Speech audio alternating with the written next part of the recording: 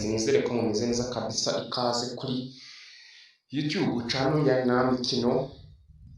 Gahunda ni yayindi tugiye kwiga ubu ngubu.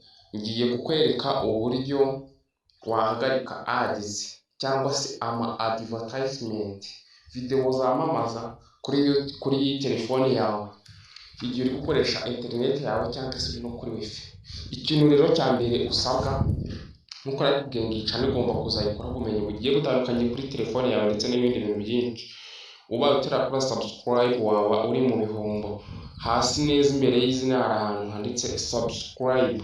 Make sure ko hatanditse subscribe handitseho subscribed.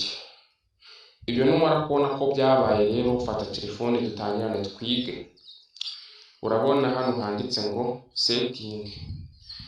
Ukanze muri setting rero uzamo hano hejuru ukandikamo DNS, right? Kuko ibi bintu birafasha cyane kuko usanga urimo kureba ibintu runaka kuri internet uri gusoma amakuru agahita hitambikamo ngo wenda agahita hitambikamo wenda nk'amashusho y'urukozasoni cyangwa n'ibindi. Noneho sasa rero urakandaho, numara gukandaho barakwereka ngo private DNS, ukandeho nurangiza wandikemo aya magambo yo kukubwira. Urandikamo DNS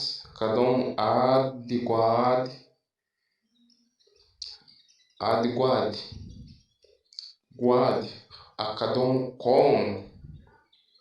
Ibi ngibi ukoze iki rero uhita ufungura na data connection zawe. Wamara kuzifungura ugakora handitse save, bivuze ngo advertisement guard, domain name system advertisement guard. No, bivuze ngo wowe uba wirinze ko ibyo bintu uzajya byiyamamaza. Iyo ushyizemo automatic biriyamamaza nyine bikizanamo. Urabona dukoze save hano bise bigaragara ko server turacaho ni DNS.adguard.com. bivuze ngo iyi server ntabwo yemera ama ads cyangwa advertisement.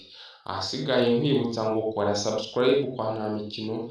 Asigaye tujye tubana mw'ibi bintu byose tugenda twigana. Wibuka kubwira inshuti zawe ati jya muri YouTube wandikemo Namikino Albaz Namikino. Asigaye ukora subscribe kuri YouTube channel yacu, tujye tubana igihe cyose. No kuzindi mbuga Namikino official.